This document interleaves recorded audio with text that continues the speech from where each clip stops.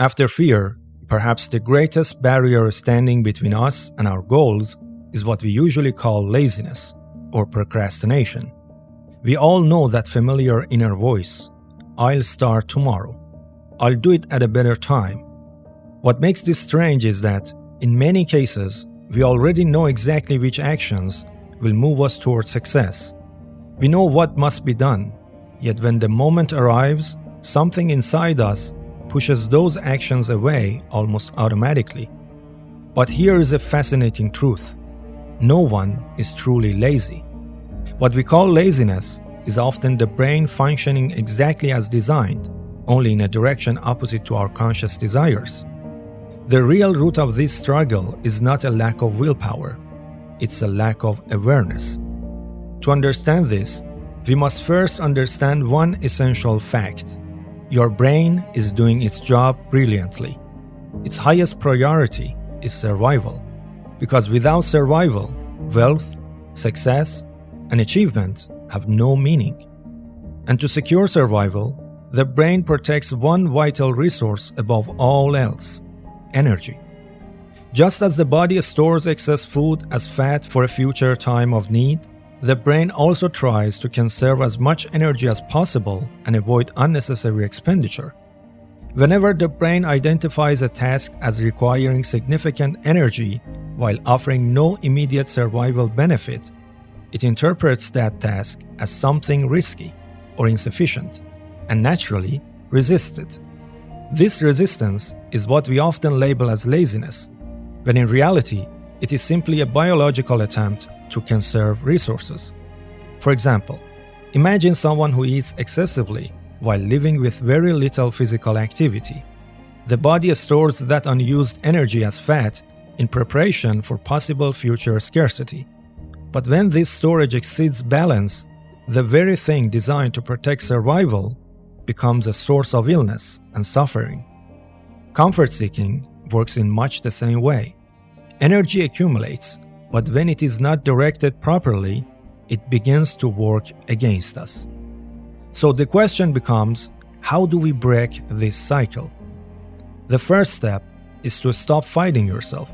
You must stop believing that you are inherently lazy, because the moment you enter into conflict with yourself, stress increases, and stress pushes the brain even deeper into survival mode. And in survival mode, energy becomes even harder to access. So instead of attacking yourself, you must consciously teach the brain that spending energy on your goals does not threaten survival. It actually makes us stronger. The first practical step is this. Constantly remind yourself how valuable the result will be if you act. And at the same time, remind yourself how much pain, regret, and loss may come if you do nothing. This reminder must be continuous, because the mind forgets very easily. Keep both the reward and the consequence alive before your inner eye. The second step is even more important. You must consciously move despite resistance. When you take the first step, even while your brain resists, the brain begins to observe the early results. Gradually, it learns that this path is safe, beneficial, and worthwhile. And once that happens, it starts releasing energy more easily the next time. This means you cannot wait for motivation to arrive first. You must move before motivation appears. You must act against resistance until your mind understands that your decision is real. This is exactly the point where most people lose the battle, because they assume the initial difficulty is permanent.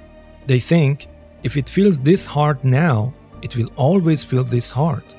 And because of that false assumption, they abandon what is actually right for them. Now comes the third step. You must correct the false belief that says you do not have enough energy, because your potential energy is far greater than you imagine. It is simply not being released because of your current mental programming. Think about this. You may feel completely exhausted, yet if suddenly your life is in danger, an enormous burst of energy appears instantly. Energy you did not believe you had. Or imagine someone tells you that a treasure is buried beneath your house. Even in deep exhaustion, you would begin digging with your bare hands. That energy was already there. The brain simply authorized its release. This shows an important truth. The brain releases energy mainly under two conditions. First, when it wants to avoid pain. Second, when it moves toward pleasure. So with patience and persistence, you must place your mind in situations where releasing energy becomes logical to the brain. But procrastination has another major cause as well: mental scattering. If too many unfinished matters remain open inside your mind, energy leaks constantly. You no longer have enough focused power left for the task you truly want to do. And so the brain delays it in order to preserve what little energy remains. A scattered mind is like an internet connection trying to download several heavy files at once. Naturally, everything becomes slow. Or imagine trying to dance while several different songs are playing at the same time. You cannot truly follow any rhythm. You cannot fully enjoy any of them, because every song demands a different movement. And the mind works the same way.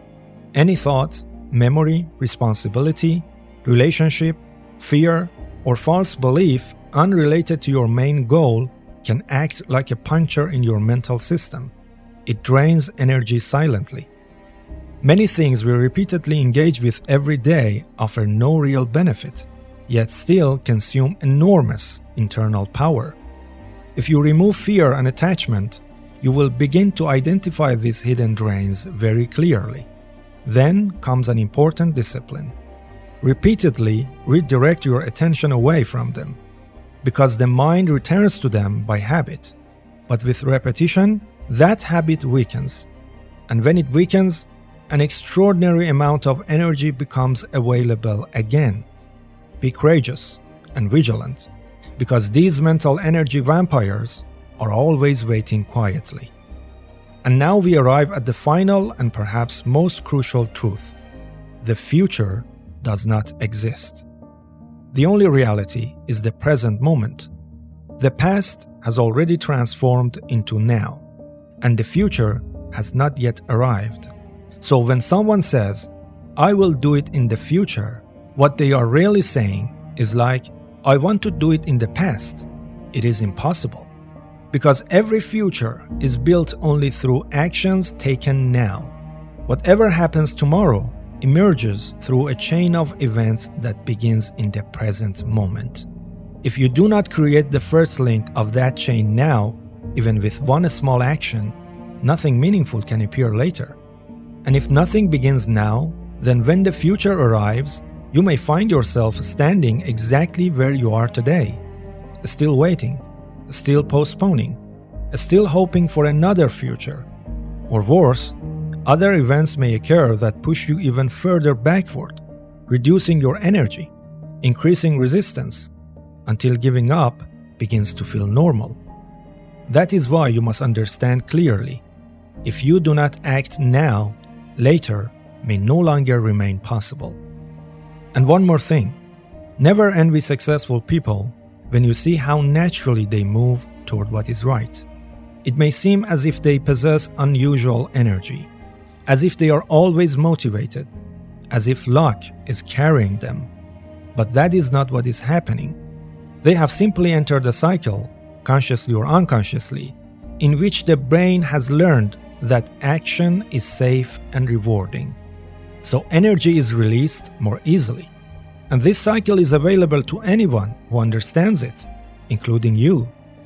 So in closing, remember this: you are not lazy. You are not weak. Never define yourself that way. Your challenge, like that of many others, including myself in the past, is simply insufficient awareness and misdirected thought. The moment you begin to reorder your priorities correctly, you will notice that energy and motivation begin to rise naturally. So never give up on what you know is right, because once decisiveness appears, resistance quickly weakens, and from that point forward, the powerful positive momentum begins.